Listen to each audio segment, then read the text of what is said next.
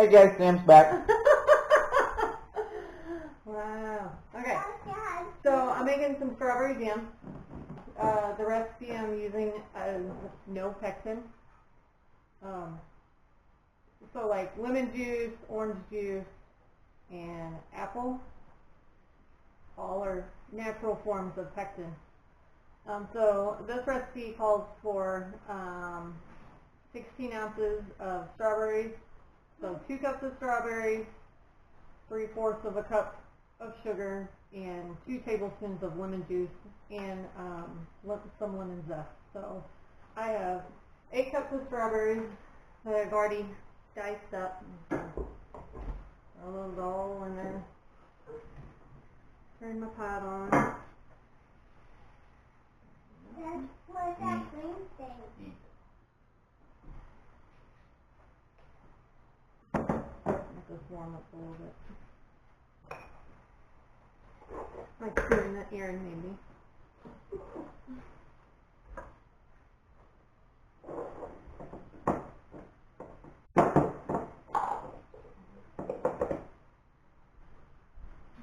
Great, what are you doing?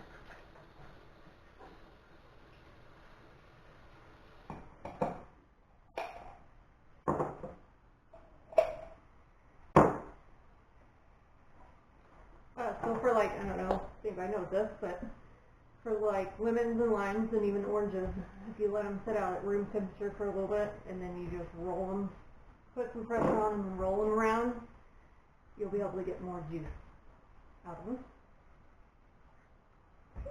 Fun tidbit of the day. Aaron's back there making fun of me. I'm asking why. Oh, why? Yeah. Because it's warm, so it's easier to bust the pulp thing. I had no idea. I don't know. I'm guessing on that. All I know is it just makes it easier to get the juice out. Yeah. Are you ready to go night? Anyway, just juicing the lemons now. What?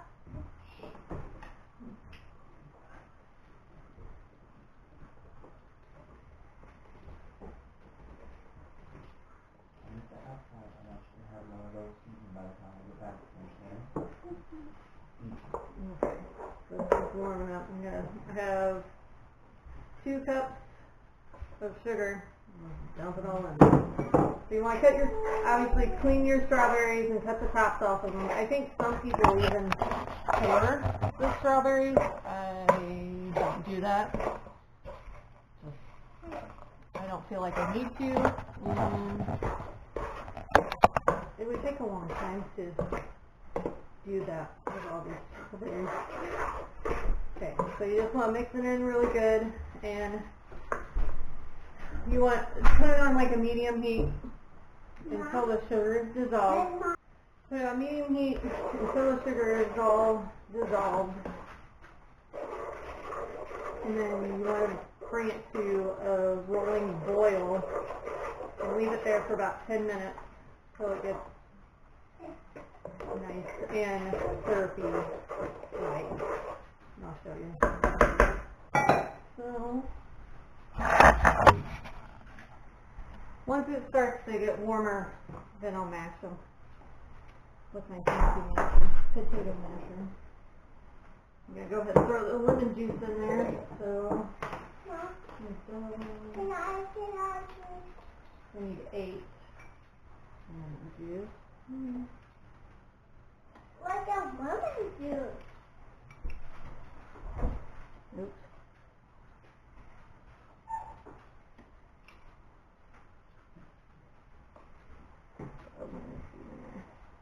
I don't want the lemon seeds in there. Mix that all around. You can see right now it's just kind of liquidy.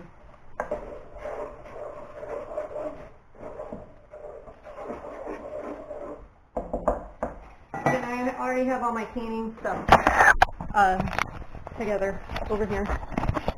I am by no means a canning expert. This is only the second time that I've ever canned anything. So do your research, because you don't want to make anybody sick. But,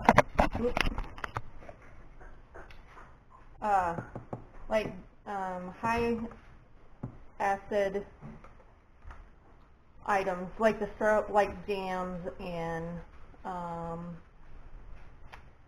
what's something else? Like tomatoes and tomato sauce. You can water bath can.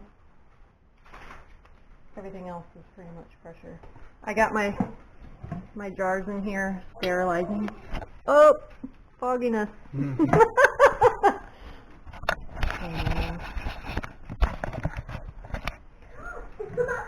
I got my jars in there, sterilizing. I did wash them. My lids are in there too, getting sterilized. So you do want to make sure that you pull them out, the cans out, as you're getting ready to fill them, because you don't want them to break because of the drastic temperature change.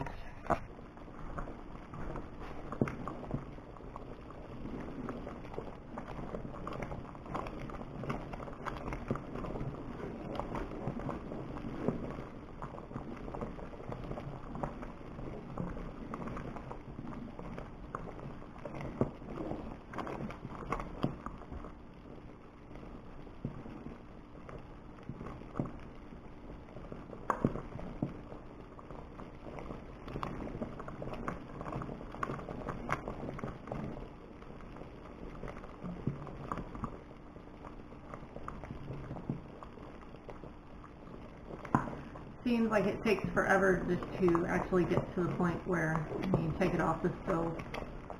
But it seems to happen just all of a sudden.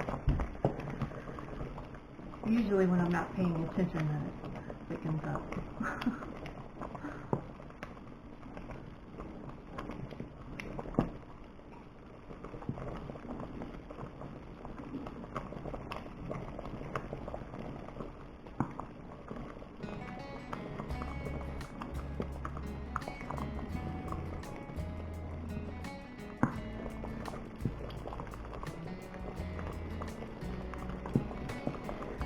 Say it's already boiled down to about half of where we started.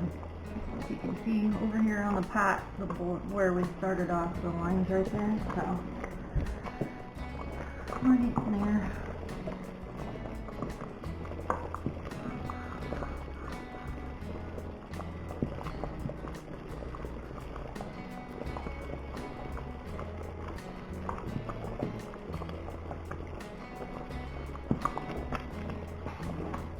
More minutes and I think it'll be done. A couple more minutes and I think it'll be done. Still a little runny.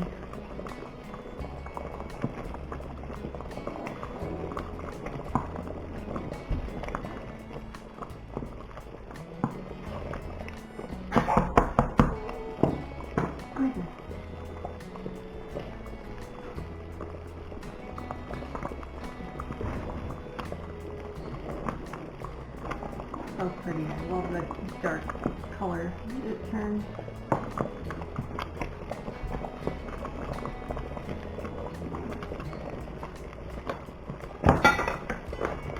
Ah.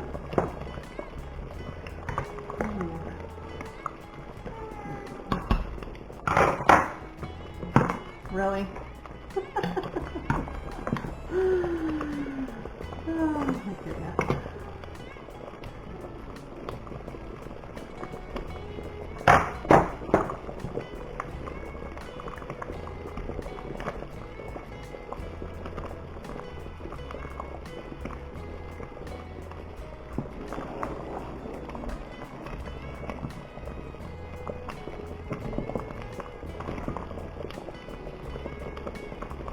Alright, so this seems like it's thickened up pretty good to me.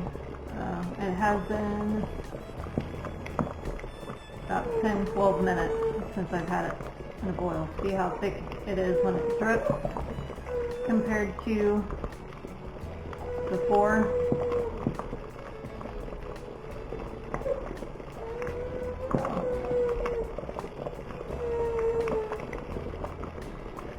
Sticking to the spoon pretty good, almost gelatinous, but not quite. So I'm gonna turn it off. boot off to the heat. You alright, love bug?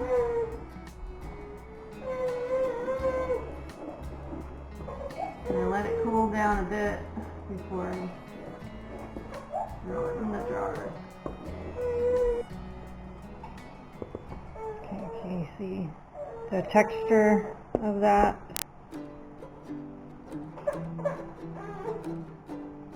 And how the drops are kind of just all thicker. So that's good. That's what you want. Look how pretty. Oh, my little helper. Isn't she so cute?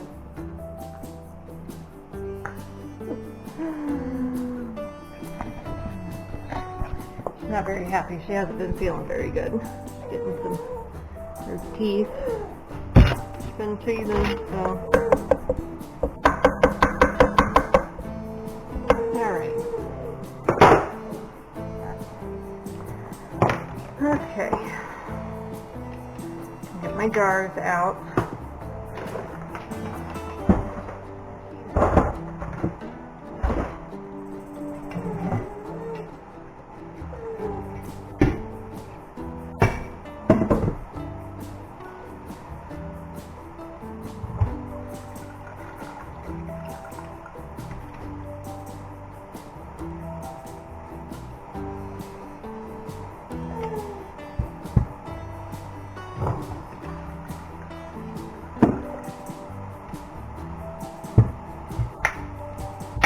Right.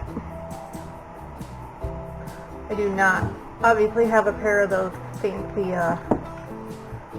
mason jar tongs, but these right now aren't too hot.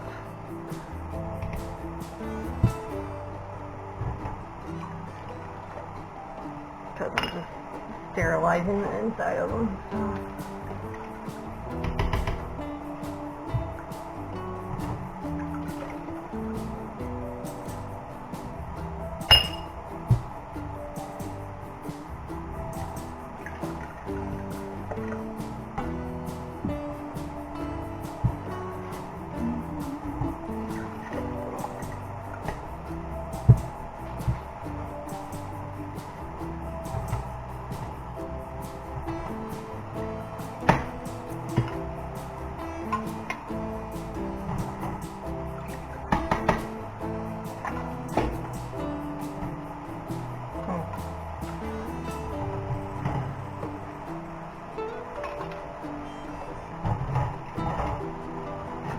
So when you're cleaning stuff, make sure that you do your own research for like where you live, because how long, and especially when you're using a pressure canner, all depends on altitude and how long you have to do it, and how many pounds of pressure and all of that. Even water bath canning, it's just how long you water bath can depends on your altitude. So make sure you do it long enough. Fill my jars up here. At least, I only fill them up probably about an inch of headspace, a half inch to an inch of headspace. You don't want to overfill them or underfill them either, because then it won't seal correctly if you underfill them.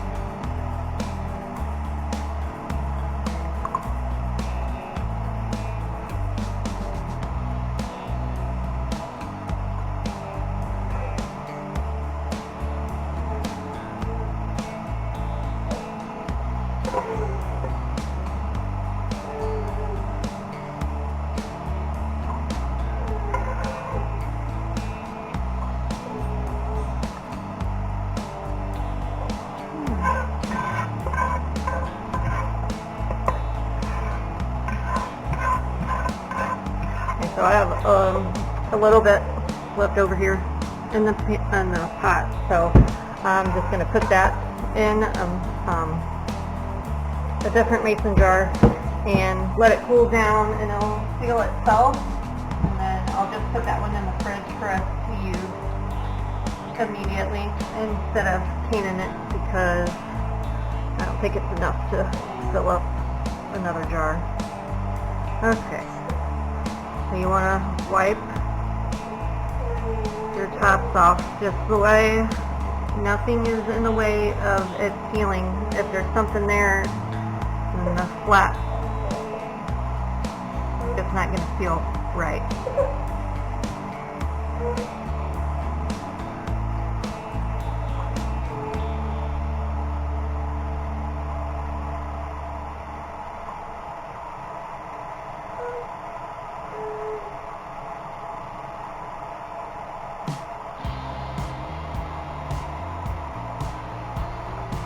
Also, now, Ball, I think,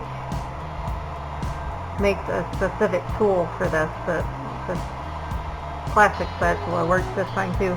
I'm just doing this to get air bubbles out if they're trapped, because the air is what makes your food go bad. It causes growth and mold. So you just want to tap it all down and all the air that you can out.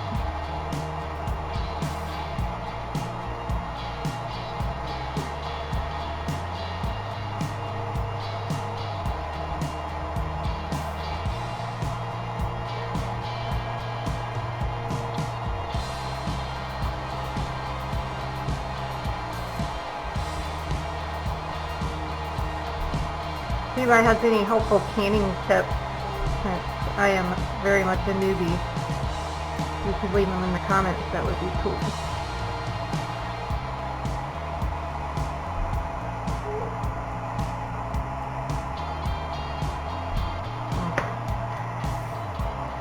Wipe this off again, since I forgot to do that tapping first. Okay. Put your flaps on.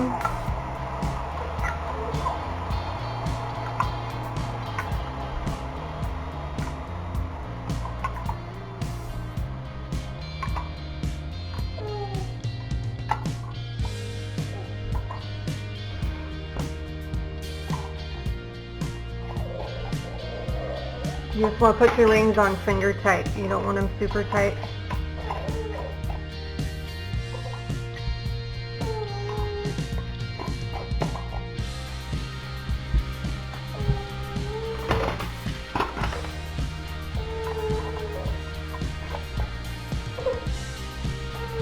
Oh, Ellie.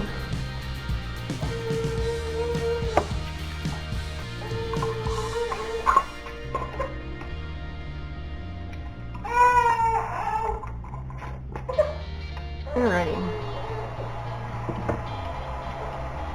Back in here. Ow! Pinched myself with the tongs.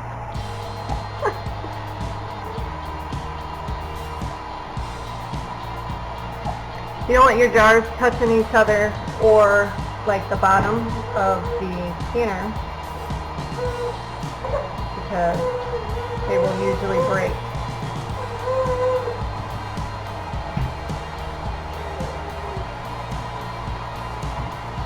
Your jars will usually break. Okay. And we just bought this electric water bath canner just because we have a glass stove top and we didn't want to worry about breaking it. We definitely can't pressure cook on that because there's too much weight and it doesn't heat evenly enough to be able to pressure can. So if you're in the market for a new stove top, don't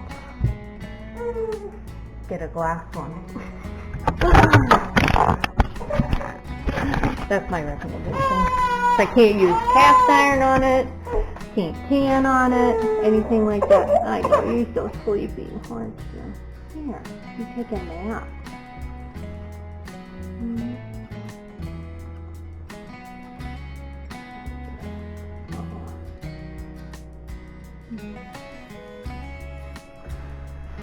Okay, so I'm all in there, ready to go.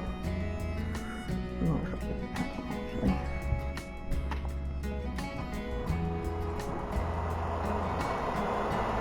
It's a grate. I don't know if you can see it or not. A grate on the bottom, right there.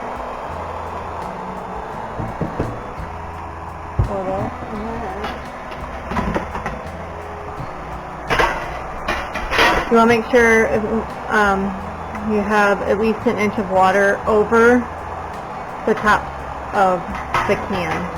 So, put this thing on there. Alright.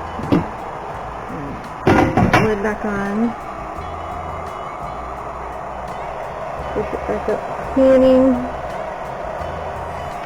And then once it starts to boil, I leave it on the canning setting. And once it starts to boil, then I start to time from the boiling point 10 minutes for where we live. So.